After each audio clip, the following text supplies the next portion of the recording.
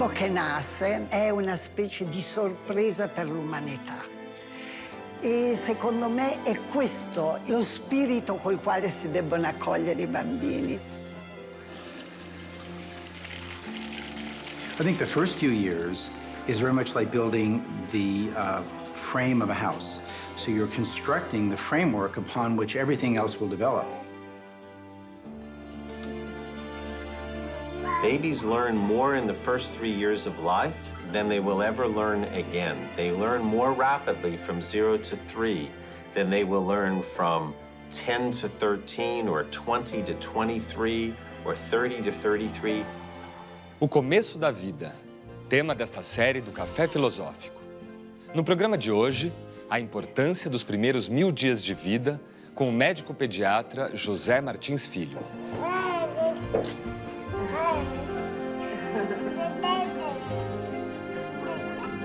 Do momento em que uma nova vida humana é gerada, até o momento que ela se incorpora ao convívio social, o que acontece com as funções neurológicas, cognitivas e emocionais desse novo ser? Como a biologia, como a nossa genética e como a sociedade preparam essa nova vida para entender e aprender do mundo, para conviver e para sentir? Certos cuidados são primordiais no início da nossa vida e determinantes do nosso jeito de existir no mundo. O que nós chamamos de primeiros 1000 dias de vida? Os primeiros 1000 dias de vida são a gestação, né, com as suas 40 semanas e os seus 270, 280 dias, mas os 2 primeiros anos, com 365 vezes 2, temos aí 730 dias. Somando a gestação com os 2 anos de vida, nós temos 1000 dias. Por que as pessoas se interessam tanto pelos 1000 dias? É porque esse período da existência, ele é aquele no qual, durante toda a vida, nós temos o maior estirão em crescimento, desenvolvimento mental, neurológico, imunológico do ser humano. Tudo que acontece nesse período da gestação e nos 2 primeiros anos tem repercussão importantíssima para o resto da vida. Eu costumo dizer, quando trabalho com esse tema, que isso é uma frase que não é minha, parece que é do Saramago. Ele dizia que o homem que eu sou é por causa da criança que eu fui. A gestação é um período que hoje se estuda muito, não só pela questão da própria mãe que está gestando, mas também pelo bebê intraútero e também pelo que acontece depois quando coisas ocorrem dentro da gestação.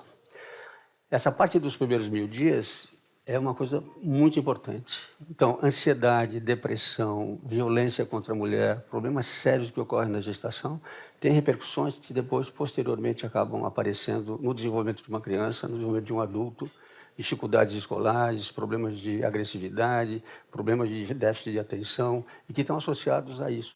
Esse período dos 1000 dias também tem 3 eventos fundamentais, né? Tem a gestação, com todas as suas condições, coisas que a gente não sabia até bem pouco tempo atrás, né? O bebê intraútero recebe a informação do que a mãe come, recebe os primeiros sabores via os flavors, que são as substâncias que a mãe come, e ele começa a ter preferências já alimentares que depois vão se repercutir no primeiro ano de vida e no segundo ano de vida. Ele já começa a desenvolver precocemente o sistema nervoso central. Com 18 dias de gestação, os neurônios, as células nervosas já começam a se desenvolver. E na 30ª semana de gestação, o cérebro intraútero já está funcionando. E o bebê, ele vai desenvolvendo esse cérebro de uma forma progressiva. On a longtemps pensé, en Occident là du coup, on a longtemps pensé que le système nerveux n'enregistrait que lorsqu'il était complètement terminé, mature. Eh bien, en cours de transformation, il enregistre déjà. Évidemment, il n'enregistre pas les mêmes choses que ce qu'il enregistrera quand il sera mûr. Mais même en formation, le système nerveux enregistre les vibrations de l'environnement. Autrement dit, même les voies associatives fonctionnent avant même que le fœtus soit né. Komm her, Alfred, kleine Maus, was ist los? Ah, wo bist du? Wo bist du, Alfred? Nicht lachen. C'est-à-dire que même à travers l'utérus de la mère, le fœtus peut percevoir les vibrations des sons, à commencer par la voix de sa mère. As primeiras sensações neurológicas do bebê intraútero, que depois vão continuar a posteriori, são o tato, né, a audição e um pouquinho depois, quando ele nasce, já a visão. E é por isso que se desenvolveu com o tempo esse hábito de se conversar com o bebê intraútero, a mãe, colocar música para ouvir o que está acontecendo e tal. Muito bem. Só que uma coisa que a gente não sabia é que 65% da energia que uma criança recebe nesse período dos primeiros 1000 dias são usados para desenvolver o cérebro. 65%. Ou seja, apenas 35% é para o resto do organismo. Por quê? Porque quando o bebê nasce, ele tem um cérebro que é 1/4 do peso do corpo humano. E a velocidade de desenvolvimento dos neurônios é uma coisa inacreditável. Quando um bebê nasce, ele já faz de cara, assim que ele sai, 2.500 sinapses, né? Sabe o que é sinapse? É quando os neurônios estão se juntando para entrar em contato com outros neurônios e se desenvolver. Mas nessa época da vida, mais do que em qualquer outra época da vida, essas sinapses chegam à ordem de cada neurônio contactar com 100.000 outros neurônios. Com uma capacidade inacreditável de desenvolvimento desse cérebro, que a criança nasce com cerca de 100 bilhões de neurônios, mas, pasmem, nós chegamos à idade adulta só com 20 bilhões. Nós perdemos 80 bilhões de neurônios nesse período. Bom, como que isso acontece? O que está havendo? Por que perdemos esses neurônios? Acontece por uma coisa chamada plasticidade cerebral.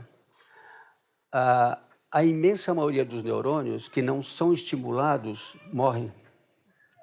Se você não usa esses neurônios, eles vão morrendo, e a criança perde 80% dos neurônios com os quais ela nasceu. Por isso, que aí chega esse ponto que a gente trabalha muito, o que significa estimular um bebê, o que significa conversar com uma criança, o que significa amamentá-lo, o que significa ter uma relação importante e favorecer a estimulação. Por quê? Porque a poda só ocorre em neurônios que não estão sendo usados. Os neurônios que são estimulados e são contactados e recebem informação, eles se mantêm. Então, se você deixa uma criança num lugar escuro, ela pode até ficar cega. Se ela fica num lugar que não ouve nada, ela não desenvolve bem essa audição. Um trabalho muito interessante feito num país de leste por um neurologista e um pediatra americano, Charles Nelson. Ele mostrou que em alguns lugares em que as crianças eram colocadas em creches precocemente e ficavam o dia inteiro deitadinhas numa caminha, e alguém trocava a fralda, dava uma comidinha e tal, mas não pegava no colo, não estimulava, não cantava, não falava, quando chorava não era atendida, essas crianças começavam a regredir. Graças a esse tipo de conhecimento da perda neuronal, da chamada poda de neurônios, que ocorre no cérebro precocemente, que a gente vai entender por que uma criança precisa de estímulo. As pessoas falam, bom, e os fatores genéticos? As crianças não nascem com potencial de inteligência? Sim. Mas hoje a gente descobriu uma coisa nova, interessantíssima, que é a chamada epigenética, né? Quer dizer, a gente pensava que a genética era uma coisa fechada, né? Que a gente nascia com aquele potencial de genes e que a gente ia se desenvolver daquilo que a gente recebeu dos nossos pais e que íamos ser inteligentes ou não, dependendo do que nós herdamos. Pois bem, hoje a gente sabe que a epigenética, ou seja, alguma coisa que está acima da genética, ela pode não só mudar genes, pode anular alguns ou pode estimular outros, dependendo de em que meio que você está crescendo, como é que você está se desenvolvendo, né?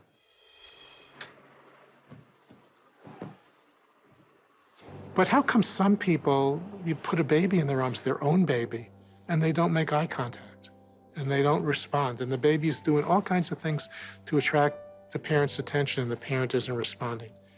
And so people who don't know anything about this would say, look at that heartless, cruel, cold parent, not even, how could you resist? I can't even resist this baby smiling and this person is not. Well, the answer is because it's very likely that when that person was a baby, whoever was caring for that baby did not respond in that way. And literally, this is the field of epigenetics. So the genes that affect that behavior are affected by experience, and there are chemical groups attached to some of these genes that actually affect gene expression that could affect your behavior. Não é à toa, por exemplo, que um bebê tende a ter a linguagem materna que ouve a mãe falar durante a gravidez, e depois o pai e a mãe depois do nascimento. E esse sotaque daquela linguagem específica, né, do português do Brasil, do português de Portugal, do inglês americano, do inglês britânico, vai depender desse aprendizado e desses neurônios que são estimulados. A mesma coisa, a nutrição da mãe tem a ver com a nutrição do bebê. Ele vai se alimentar muito melhor se, durante a gravidez, alguns alimentos que são especiais, como vegetais, etc., são usados pela mãe da gestação, porque esse cérebro dele registra esses sabores e ele vai ter essas preferências. A mesma coisa terrível, né? Quando uma mãe ingere álcool na gestação ou um bebê ocorre de alguém criminosamente dá álcool, ele é atraído para o cérebro e as lesões são muito importantes. A mesma coisa acontece com o cigarro. A gente não entendia bem porque mães que fumavam tinham bebês pequenos. Às vezes a termo, 40 semanas, mas pesando 2,3 kg, 2,4 kg. É porque o cigarro faz vasoconstrição, ele diminui o tamanho do cordão umbilical e essas crianças são mal nutridas intraúteros, mal oxigenadas e não se desenvolvem adequadamente.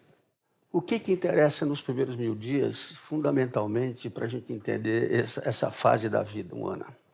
A gestação, ela é fundamental porque ela marca muito intensamente todo o resto da vida. O parto, porque é uma grande discussão, e eu vou entrar aqui numa coisa que eu sei que às vezes é polêmica, mas a gente sabe que o parto normal é o parto ideal para um bebê que nasce via vaginal, onde ele se imuniza, onde ele vai entrar em contato com uma série de bactérias e de estímulos e de antígenos para diminuir o seu potencial de alergia. Essas crianças são menos alérgicas, têm menos asma, nascem melhor. O bebê, se pudesse escolher, ele seria escolher o parto normal versus a cesárea, que é um procedimento médico, evidentemente, né, que decidido pela equipe de saúde quando é necessário para salvar a vida da mãe ou salvar a vida da criança. Mas não podemos, de jeito nenhum, deixar de falar a nossa preocupação com a incidência de cesárea no Brasil nesse período de vida, né? Nós somos um dos campeões mundiais da cesárea, né? Países, inclusive onde eu trabalhei, na França, na Espanha, fora, a incidência de cesárea é 12%, 14%, 15% já começa a ser vigiada. Aqui nós temos, em alguns lugares, 50%, 60%, 70% de cesárea, dependendo de que área econômica a gente está vendo. E o nascimento é uma coisa fundamental no desenvolvimento do primeiro ano de vida. Por quê?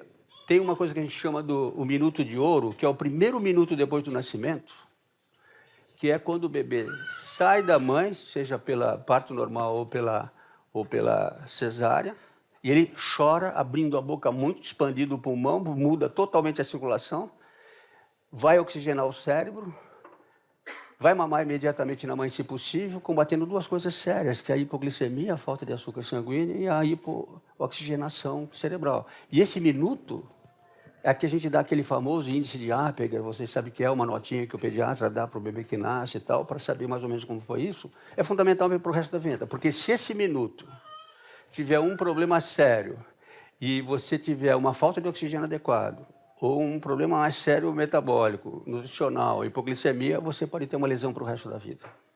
Bom, e aí vem aquilo que acontece logo de cara, que é o aleitamento materno e a lactação humana, que dá substâncias especiais para ajudar a desenvolver o cérebro, para melhorar esses neurônios que estão se desenvolvendo nessa velocidade inacreditável. Só para vocês terem uma ideia, logo depois do parto, cada neurônio realiza 2.500 sinapses, ele se divide em 2.500 rapidamente. Essas conexões vão rapidamente a uma velocidade de 700 por segundo.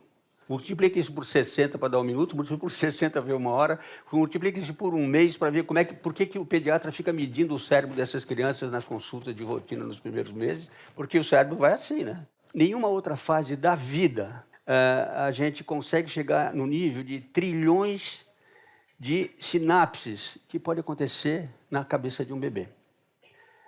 E outra coisa muito importante, o cérebro dessa criança depende de experiências e interações para conseguir se desenvolver. Toda interação entre pais e a criança durante esse período tem repercussão futura. Porque além do parto, além da gravidez cuidadosa, além do aleitamento materno, entra aqui em jogo uma coisa fundamental, que é o afeto, o carinho, a atenção, a participação. No próximo bloco... O estresse tóxico, ele é grave porque ele lesa neurônios, ele diminui sinapses, ele marca no cérebro da criança essa experiência negativa.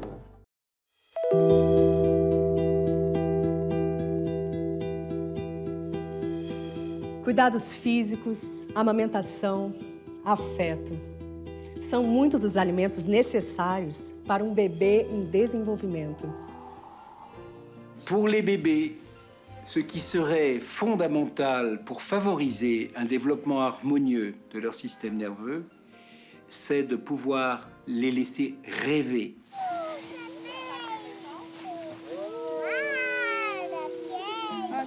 Rêver, non pas seulement quand ils dorment, mais de leur donner la possibilité de, à travers la lumière, à travers les sons, de leur donner du temps.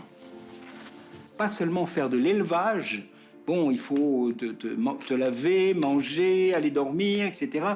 Mais pouvoir laisser des respirations importantes, les porter contre soi, leur donner la possibilité de sentir leur corps et aussi de sentir tout simplement la nature, de sentir l'eau, de sentir l'herbe, de contacter le monde avec leurs sensations et avec leurs propres émotions, avec leur propre capacité à ouvrir ensuite à toutes les images qui les traversent.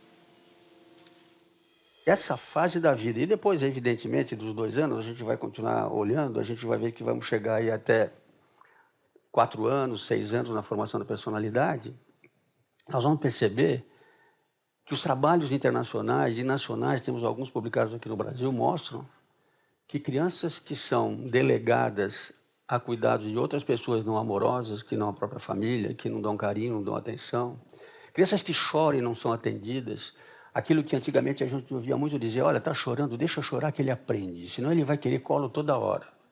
Exatamente o contrário. A gente fala, pegue o bebê no colo, acalente, acaricie, beije, fique com ele, porque você está ajudando esse cérebro. Se esse bebê não é atendido, ele tem uma coisa chamada estresse tóxico. Na verdade, no desenvolvimento dessas crianças, no crescimento delas, na relação com a família, você pode se dar conta de 3 tipos básicos de estresse. O primeiro é o chamado estresse positivo. É aquela criança que, ao tomar banho, chora, não quer tomar banho, aí chora um pouquinho, sofre, aí se agrada, tal, leva, ela toma o banhozinho dela, cresce um pouquinho, vai no cabeleireiro, não gosta de cortar o cabelo, não é bom, ela chora, mas a gente diz, isso é um estresse positivo, ela está aprendendo que tem frustrações na vida, que ela tem que aguentar algumas coisas desagradáveis. O outro estresse é o chamado de estresse tolerável. É quando uma criança cai, bate a cabeça, faz um corte, sangra, bate o nariz, chora, sofre muito. É um estresse mais forte que o outro, mas aí ela é atendida pela mãe, pelo pai. A mãe vai lá e põe a mãozinha em cima do machucado, né? Que é uma coisa interessante. Em todas as culturas do mundo, quando uma criança bate a cabeça, a mãe põe no lugar que bateu, né? Isso é um mistério, né? Energético da mão da mãe. Esse é tolerável, porque aí ele é atendido e tal. O que é estresse tóxico?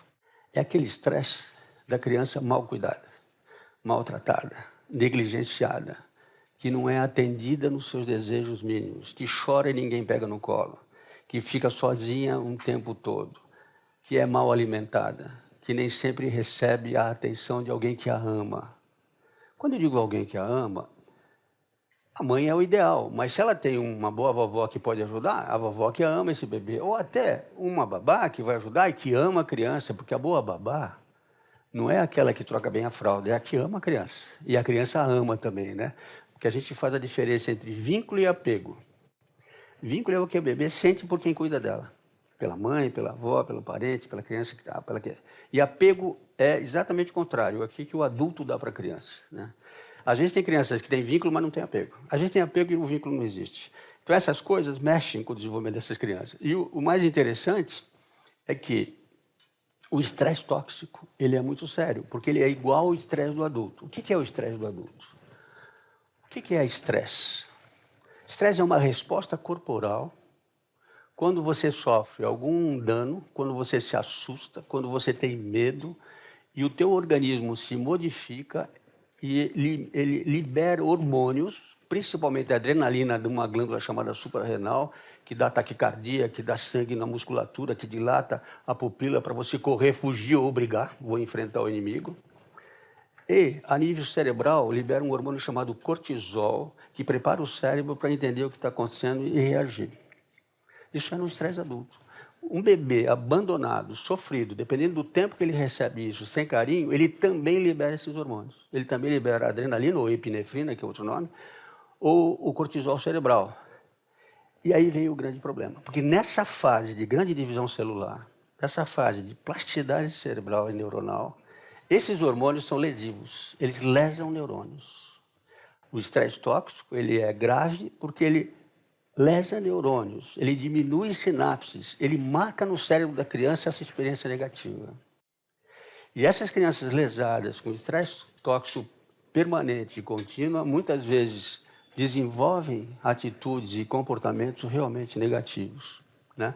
E isso é uma coisa muito difícil de reverter.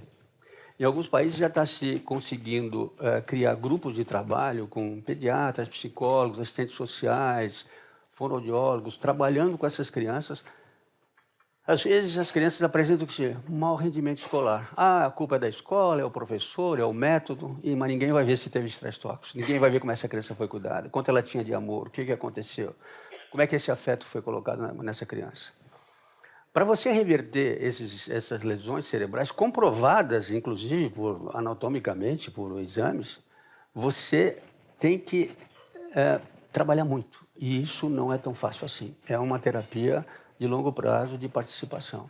No livro que está aqui nas minhas mãos, que é A Primeira Infância e as Raízes da Violência, do meu amigo professor da Universidade de Brasília, professor Márcio Lisboa, um grande amigo meu, ele fala que as raízes da violência, essa violência terrível urbana que nós estamos vivendo hoje, essa crueldade, às vezes, que não é só você querer roubar porque você não tem aquilo, mas a crueldade junta, tem a ver com isso que acontece na infância. So we think of children as being the most plastic brain in the universe, right? It is the most adaptable device, more than any machine, certainly more than adults. So that can be both good and bad. If your experience is full of, talk and relationship building and social understanding and play and imagination, your brain soars. You build expectancies related to those experiences. Se você não é amado na infância, se você tem estresse tóxico, se você tem problemas sérios nesse período, a sua tendência é ter dificuldade para amar, é ter dificuldade para se relacionar. Imagine, por exemplo, isso que eu estou falando, aumentado ou agravado por uma situação social grave, por fome, por maltratos, por abandono, sem família, na rua, crianças abandonadas, maltratadas. E essa é a gênese de uma violência terrível. Às vezes, quando a gente fala que para resolver o problema da violência a gente teria que prender as pessoas mais cedo, etc. e tal, a gente esquece que o buraco é outro. É você trabalhar a questão da família, saber o que está acontecendo nessa sociedade, como é que essas crianças estão sendo tratadas. E aí vem um problema muito sério também, muito grave, que eu chamo de transgeracionalidade da problemática emocional da criança. Porque a maior parte das crianças que são maltratadas são por pessoas que também, na sua infância, foram maltratados. Ou seja, você vai repetindo coisas terríveis. E, às vezes, para você interromper uma coisa dessa, você vai ter que ver várias gerações. E essas coisas vão passando de geração em geração, não é?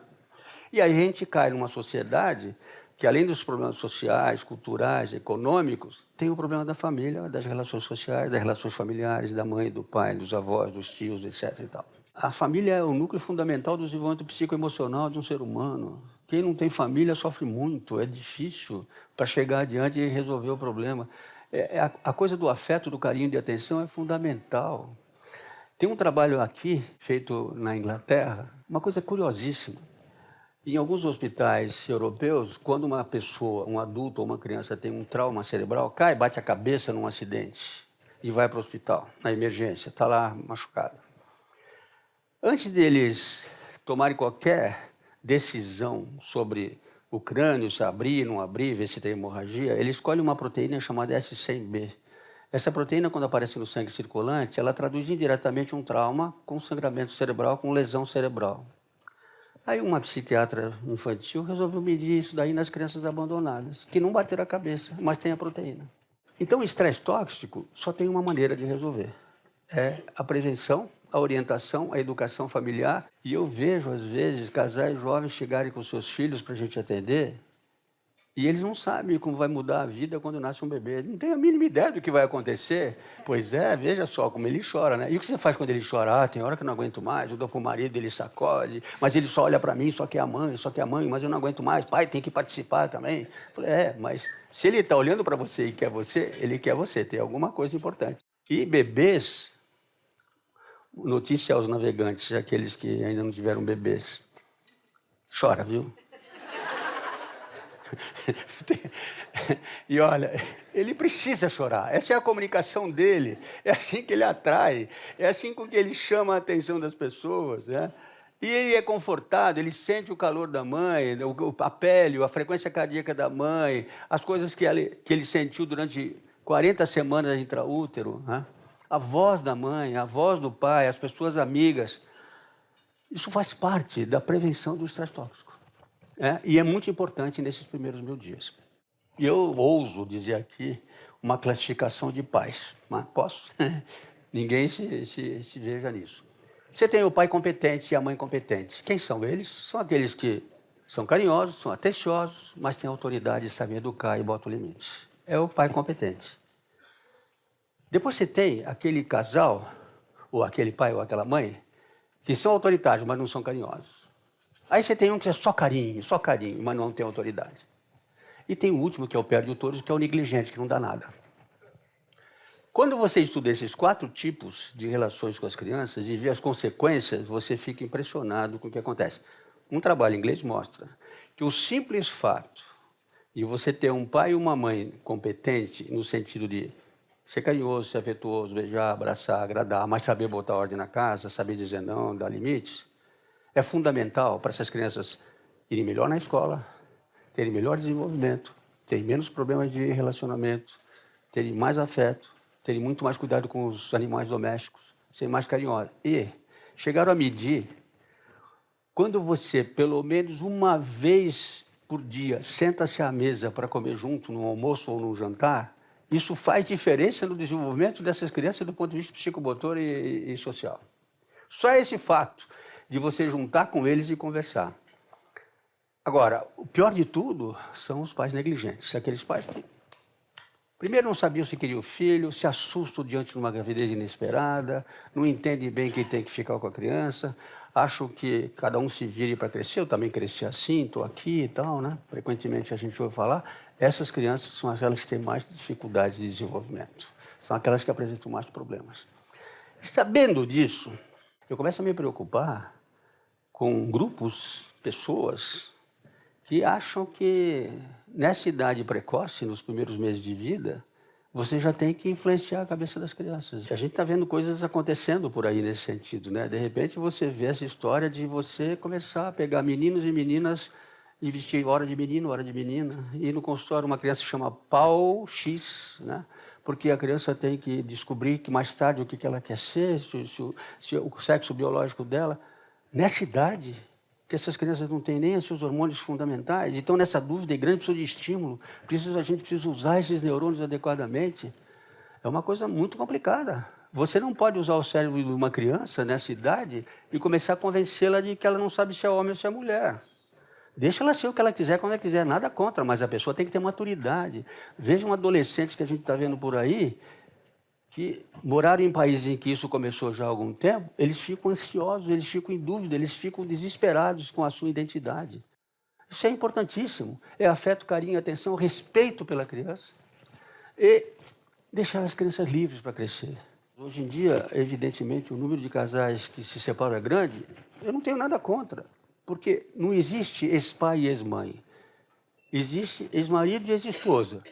Se você se separa e casou com outra vez, novamente tem criança, o que precisa é dar amor para essas crianças. Eles vão aceitar e vão ser felizes. Não tem nada, você não tem que se preocupar com o que os adultos estão decidindo na sua vida, desde que essas crianças se sentam amadas. Esse é o segredo. Esse é o segredo nesses primeiros 1000 dias. É isso que é fundamental, que as pessoas precisam descobrir.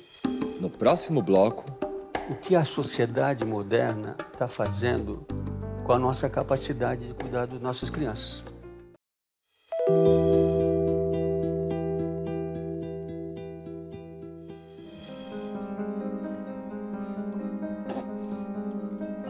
Nascer não é um ato imediato que se encerra no parto. Nascer é um grande gerúndio. Uma criança continua nascendo ao longo das suas primeiras experiências de vida. What is forming in those early weeks and months? What is firing the baby's brain? It's nothing less than a sense of self. How does it feel to be me?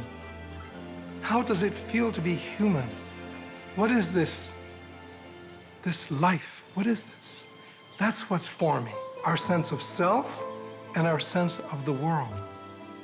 Uma das coisas que é fundamental é a gente trabalhar um pouquinho com uma coisa chamada esterogestação. Nós descobrimos, desde a falta de modéstia, os cientistas descobriram, eu aprendi com muitos deles, que aquilo que nós acreditávamos, que a gestação terminava com o parto, não é verdade. Um bebê, quando ele acaba de nascer, ele não sabe bem que nasceu. A relação dele com a mãe é uma relação quase que inconsciente e instintiva. Ele vai amadurecendo progressivamente e essa sensação de self, dele se identificar como um ser, é provavelmente depois dos 6, 7 meses de vida, quando ele começa a se perceber logicamente. Esses primeiros 6 meses, ele tem um vínculo com a mãe muito forte, quase que unívoco, né? A gente nem fala mais em binômio mãe-filho, que a gente falava muito antes na medicina, a gente fala de conjunto mãe-filho, eles são um só. Né? E o fenômeno que a gente chama de desenvolver, olha só esse verbo na nossa língua portuguesa, esse prefixo des é negativo. Quem se desenvolve, sai do envolvimento. Desenvolver é ir saindo do envolvimento. Envolvimento com quem? Acertou, com a mãe. Então, o que acontece? Como é que ele se desenvolve? A primeira coisa que ele faz, ele começa a dar um sorriso esboçado, que não é porque ele achou graça, mas é desenvolvimento facial. Ele começa a olhar bem os olhos, fixar os olhares, começar a acompanhar as pessoas, olha a mãe, gosta ali daquele colo. Aí ele começa a levantar a cabeça, ele começa a desenvolver a musculatura aqui cerebral, para olhar assim. Quando ele começa a olhar, ele começa a ter estímulos maiores. Quando ele chega perto de 5, 6 meses, ele senta, porque o tronco começa a ficar mais firme. Novos estímulos auditivos, visuais, ele começa a desenvolver seu cérebro nessa fase de grande velocidade de neurônios sendo produzidos. Bom, aí chega os 7, 8 meses, ele dá as primeiras engatinhadas. Ele dá uma engatinhadinha, olha para a mãe e volta correndo para ela de novo, né? Ou para quem cuida dela. Ele se afasta mais um pouquinho, é o primeiro distanciamento. Até que ele vai chegar perto dos 9, 10 meses, ele começa a ficar em pé no berço, segura o pezinho, olha, dá os primeiros passinhos e começa a andar com volta de 1 ano. E aí, mãe e pai têm que se preparar, porque, daí em diante, nunca mais. Eles vão cada vez se afastando mais, e é a vida que é assim. Aí vem o 2º ano, quando eles vão aprender linguagem, vão começar a falar, começar a pedir as coisas, apontar. Aí você vai repetir a água que você quer, isso aqui, para ele treinar, porque a criança aprende linguagem ouvindo. E aí vem uma coisa danada que eu preciso contar para vocês. Os primeiros 1000 dias têm uma característica séria. A criança se desenvolve motoramente, neurologicamente, aprende a caminhar, aprende a falar, começa a perceber as pessoas, começa a entender todo mundo, mas também vai desenvolvendo a imunidade. Porque um bebê de menos de 2 anos, ele não tem a imunidade total. Ele ainda é uma criança muito sujeita a infecções. Entendeu por que põe o bebê na creche com 4 meses, ele tem febre toda semana? Ele vai lá, mas doutor, está de novo aqui, está com febre. Eu falei, isso é crechite, a gente chama. Inflamação de creche. É porque ele vai para um lugar onde tem muitos bebês, muita gente, tem sempre um que está com febre, que a mãe precisa trabalhar, não deu tempo, deixou, pega no outro e tal. E é normal isso. Isso tem um lado positivo. Qual que é o lado positivo? É a hora em que essa imunidade vai formando os seus anticorpos para coisas positivas. Então, 90% dessas infecções são banais, passam com 3, 4 dias e tal. Só que no meio delas tem meningite, tem pneumonia, tem sarampo, tem coisas graves. Por isso que a gente sabe que em alguns países, por causa disso, as creches acontecem só depois de 2 anos de idade. E as licenças maternidade, em alguns países, inclusive em alguns que eu trabalhei, chegam a ser de 2 anos. Não vai ficar mais caro. Por quê? Bebês que podem ficar com a família mais tempo têm muito menos doença, têm muito menos febres, muito menos diarreias, menos vômitos, menos problemas pulmonares, menos pneumonia, menos gripes, gasto muito menos dinheiro do SUS, gasto muito menos dinheiro de consulta médica. É mais barato dar uma licença para uma mãe que trabalha, poder cuidar do seu filho 1 ano, pelo menos, e ela vai ficar muito mais feliz, vai ficar muito mais tranquila, o bebê vai melhorar muito, vai ter muito menos estresse tóxico e vai ser mais barato para o Estado. Isso se faz em vários países, e até países até mais pobres que a gente.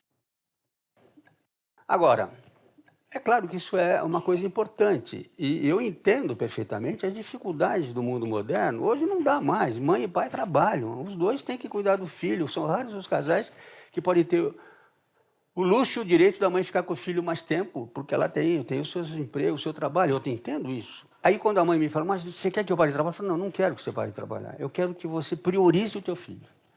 Quando o teu filho tiver uma doença, vem aqui comigo, eu te dou um atestado, você não precisa ficar, doença você tem que ficar junto. Tenta ver, se possível, quando possível, almoçar com ele uma vez ou outra, porque isso é importante até para o desenvolvimento da criança, né? Tenta perceber que essa relação sua, do seu marido, do pai e da mãe e das pessoas que cuidam com o bebê são fundamentais para o resto da existência, né? Uma pessoa chamada Juliana Blume, ela fez um trabalho com a Jennifer Glass, da Universidade do Texas. E elas analisaram um grande banco de dados de 22 países desenvolvidos para averiguar o nível de felicidade de pais e mães comparados a adultos sem filhos. 18 desses países responderam que eles eram mais felizes quando não tinham filhos. Porque em alguns países as relações familiares eram muito baixas. Um dos que é assim, onde eu tenho uma filha que mora lá há 20 anos, nos Estados Unidos, e que avô e avó não estão lá para ajudar filho a criar, não. Creche pública não existe. Você só vai ter escola pública depois dos 5 anos. Se quiser pôr o teu filho numa creche, você vai pagar uma grana para ter. Mas a licença maternidade, em alguns estados americanos, é de 15 dias. Porque eles não valorizam essa coisa. E aí, desses 22 países, 18 estavam em dúvida. 14, eles achavam que eram mais infelizes que pessoas sem filhos. E qual era o argumento das pessoas que diziam que eram mais felizes sem filhos? Eles diziam que filho é um fardo, carregar filho é muito complicado no mundo moderno. Eu trabalho, eu quero ter minha vida profissional, eu quero viver e vou ficar carregando filho. Falam isso. Isso é uma coisa que a sociedade moderna tem que aceitar, porque está acontecendo.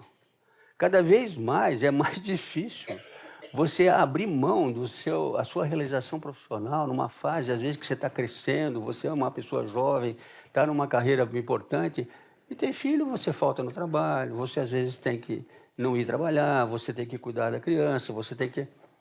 Agora, interessante, para vocês sossegarem, desses 22, desses 18, o Brasil não está incluído. E um país que está incluído mais, que diz que é mais feliz, é Portugal. Portugal diz que ter filho é a coisa melhor do mundo e que você é feliz com muito filho, né? E o país com maior infelicidade era os Estados Unidos. 12% das pessoas dizem que ter filho não dá para ter porque é muita infelicidade, você não tem tempo para cuidar de filho. Coisa que me preocupa muito. O que a sociedade moderna está fazendo com a nossa capacidade de cuidar das nossas crianças? Claro que a natalidade caiu muito, até pela questão econômica. Portugal está preocupado porque eles acham que até o ano 2050, daqui a 30 anos, vai ter mais imigrantes que portugueses, porque a natalidade em Portugal caiu barbaridade. A natalidade de Portugal, que há 15, 20 anos atrás era de 2,5 filhos por casal, hoje tem menos de 1. As famílias portuguesas estão tendo muito poucos filhos e o crescimento populacional de Portugal está decrescente, está negativo. Está morrendo mais gente do que nascendo. É uma consequência disso aqui. É uma consequência do que nós estamos vivendo na sociedade moderna. É uma consequência da questão dos primeiros 1000 dias, de como é que você cuidar de filhos e crianças nesse período implica numa decisão filosófica, inclusive uma decisão social. No próximo bloco... Nós estamos fazendo na nossa sociedade com as crianças a mesma coisa que estamos querendo fazer com os velhinhos, né? A gente bota os velhinhos no asilo e as crianças na creche.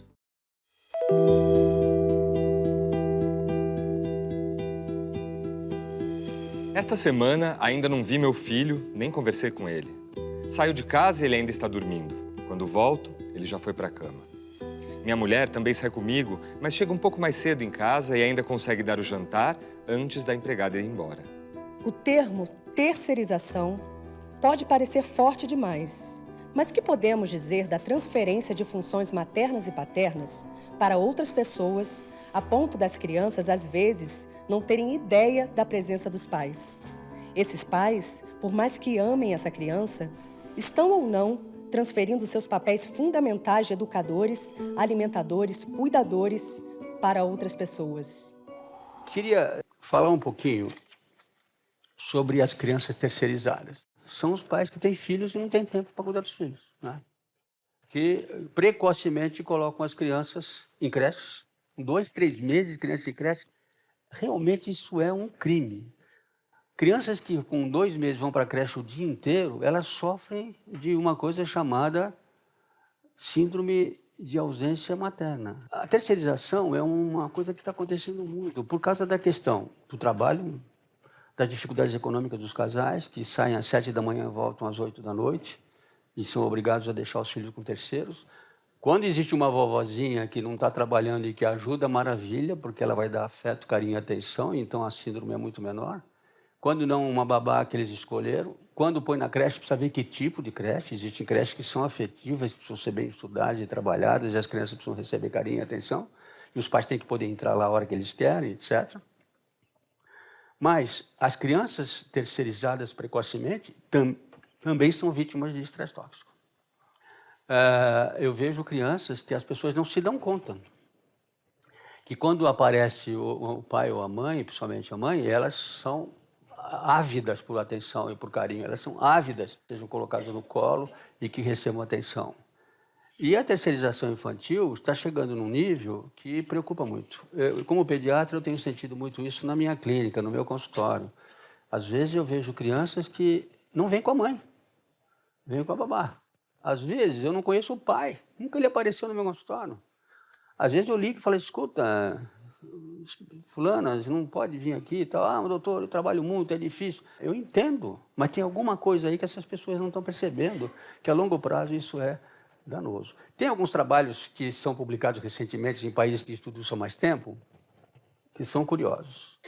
Por exemplo, crianças criadas sem afeto, sem atenção e com carinho costumam proporcionalmente ser adolescentes com mais problemas cardíacos, com mais hipertensão arterial do que crianças que têm carinho e atenção.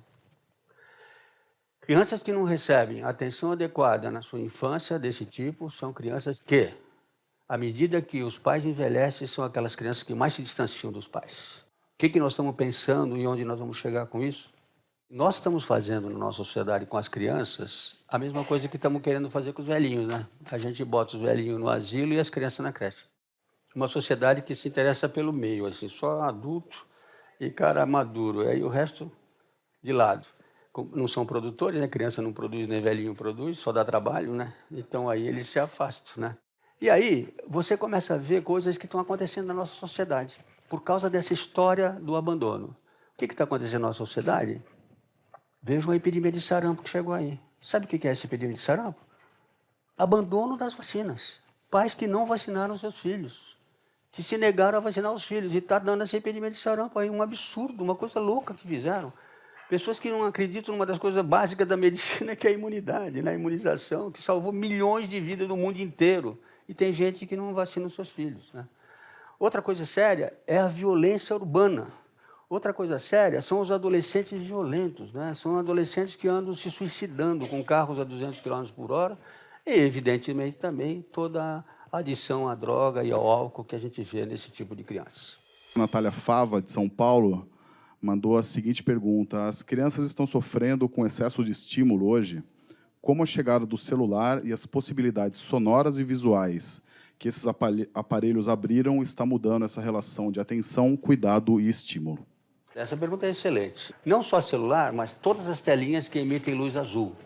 Aí estão todos esses aparelhos de mídia que a gente usa, não só os celulares, mas os maiores, as telas de televisão, tudo. Então, qual é a coisa que nos falam sobre isso?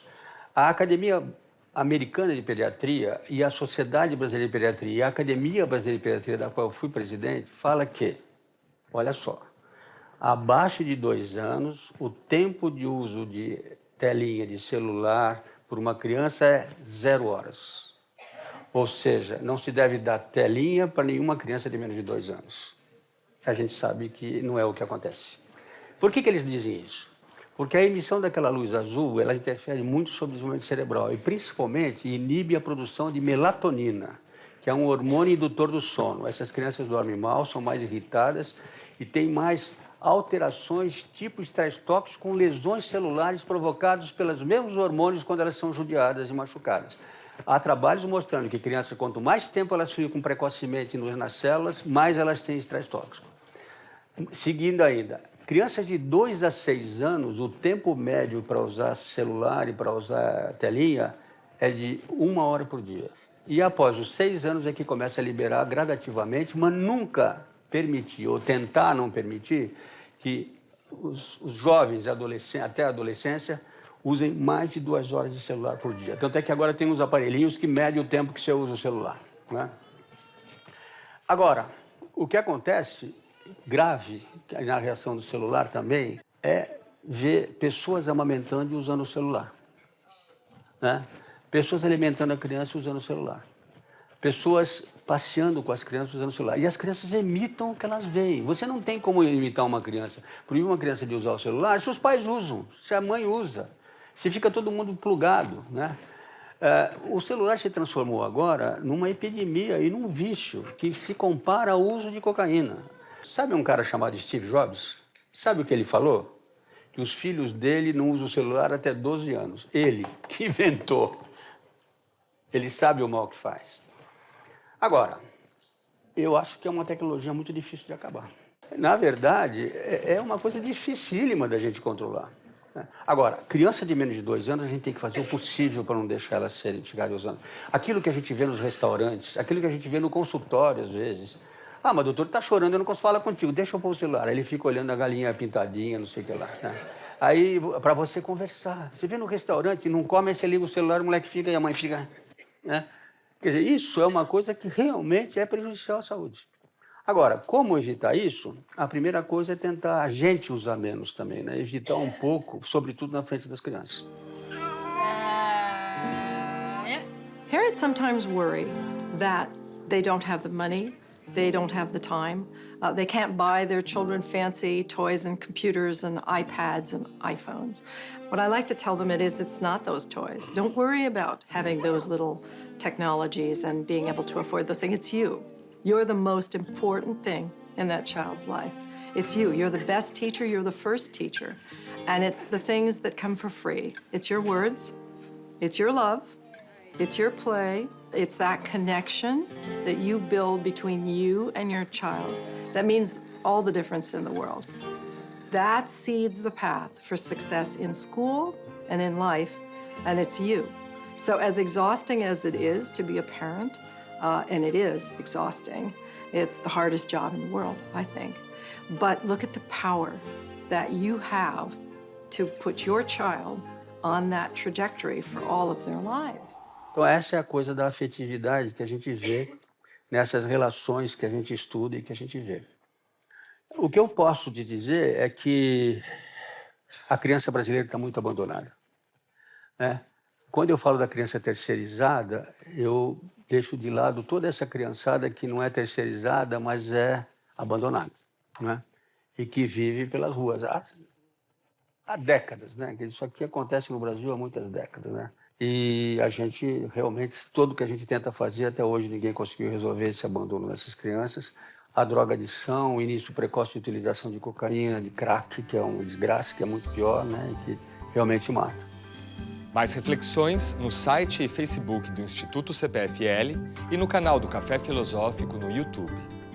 A alienação parental, que é uma coisa grave e séria que a gente vê quando, no meio de uma relação de crianças com os seus familiares, existe ou um pai ou uma mãe que usa os filhos para atacar o outro. E essas crianças são produto desse tempo, desse meio, né? E essas crianças são seres humanos que vão pagar um preço depois. Eu concordo com o Saramago quando ele fala: o homem que eu sou é por causa da criança que eu fui.